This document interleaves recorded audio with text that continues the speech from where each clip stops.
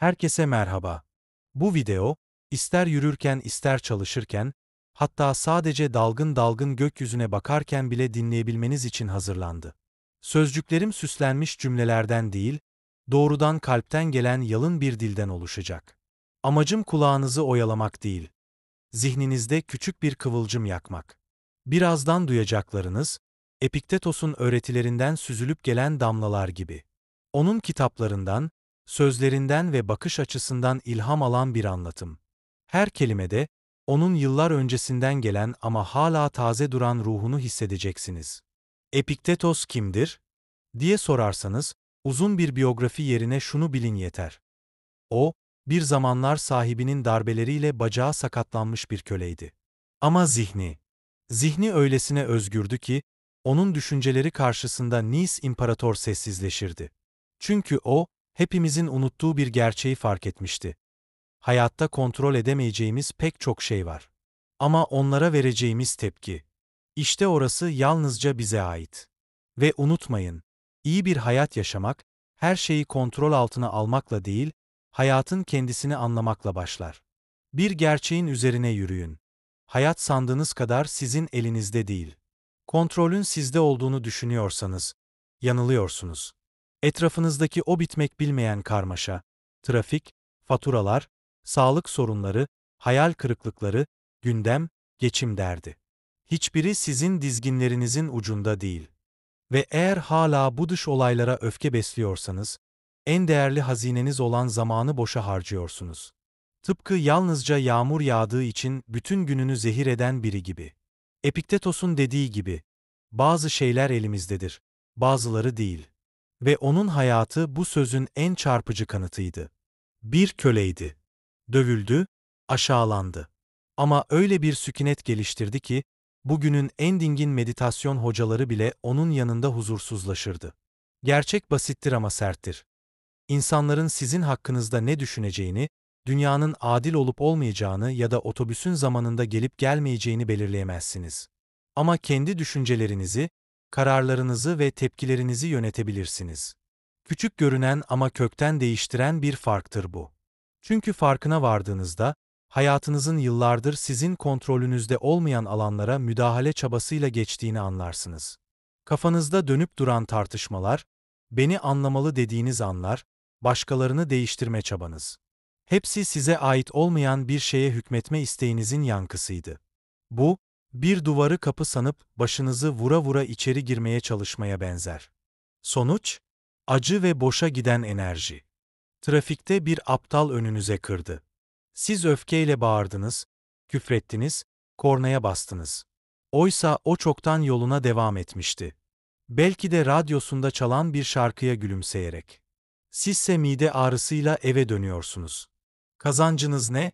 Sadece kendi huzurunuzu yitirmek. Çoğu insan hayatı kişisel algılar.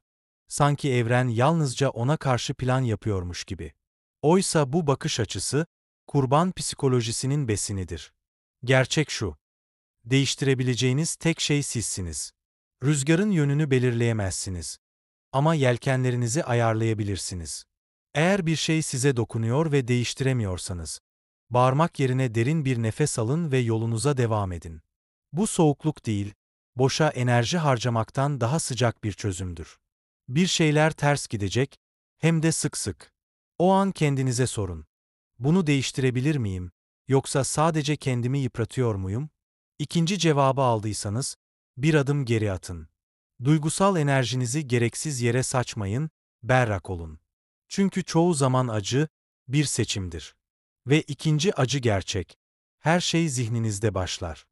Duygular, olayların değil, sizin onlara verdiğiniz anlamların sonucudur. Fark ettiniz mi? Biri terk edilir, içine kapanır, yıkılır. Bir diğeri, aynı olaydan ilham alır, şiir yazar. Aynı haber. İki farklı hayat. Biri işten çıkarılır ve hayatında yeni bir sayfa açar. Bir diğeri battaniyesine sarılıp dünyaya küser. Gerçek aynı. Değişen tek şey, zihinde yazılan hikayedir. İşte tam da bu noktada, yüzyılların ardından Epiktetos'un sesi duyulur. Sarsan olaylar değil, onlar hakkında kurduğumuz yargılardır. Demek ki yaşadığımız sarsıntının kaynağı dünya değil, biziz. Kulağa sert geliyor. Biliyorum. Ama düşünün. Eğer her şey dış dünyanın suçuysa, elinizde hiçbir çözüm kalmaz. Oysa sorun zihninizde başlıyorsa, çarenin adresi de oradadır. Hayal edin. İki kişi aynı gün, aynı haberi alıyor. İşten çıkarılıyorlar.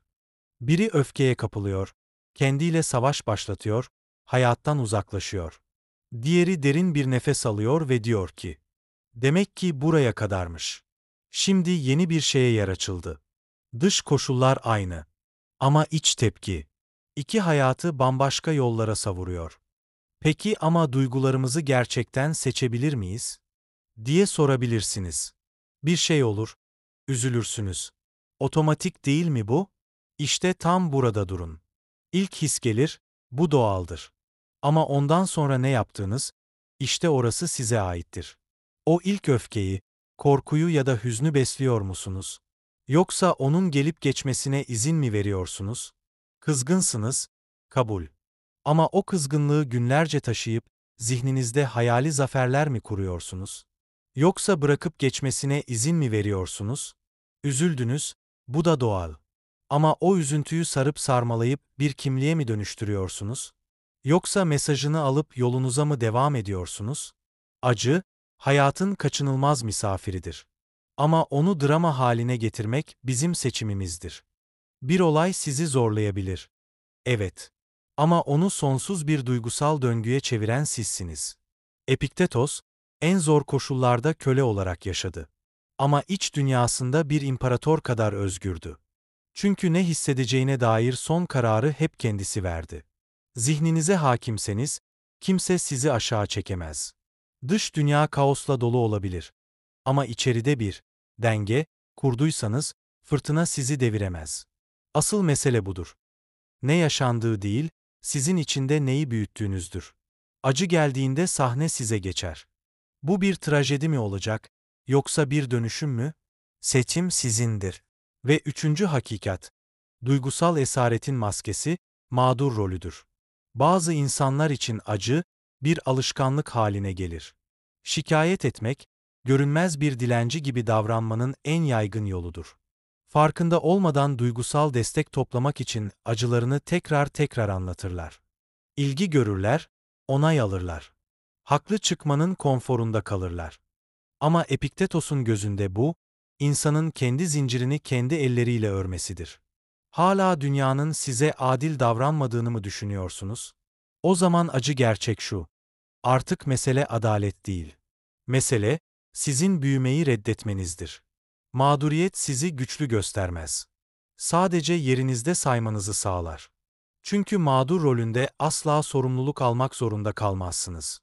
Hep başkaları suçludur. Hep şartlar kötüdür. Ama bu tavır, sizi hiçbir yere götürmez. Düşünün, işsizsiniz. Peki, ne zamandır özgeçmiş gönderiyorsunuz? Terk edildiniz. Kendinize dönüp, bu durumdan ne öğrenebilirim, diye sordunuz mu? Hayatınız çıkmaza girdi. Dün, önceki gün, geçen ay. Bu çıkmazdan kurtulmak için ne yaptınız? Eğer cevabınız hiçbir şey ise, problem dışarıda değil. Sorumluluk almak, suçlanmak demek değildir. Sadece çözümün sizden başlaması gerektiğini kabul etmek demektir. Hayat sizi yıpratabilir. İnsanlar sizi kırabilir. Ama size düşen, yaşananı değil, ona verdiğiniz cevabı yönetmektir. Bir mağdur asla suçlu olmaz. Ama hiçbir zaman da dönüşemez. Çünkü parmağı hep dışarıyı gösterir. Oysa dönüşüm aynaya bakmakla başlar.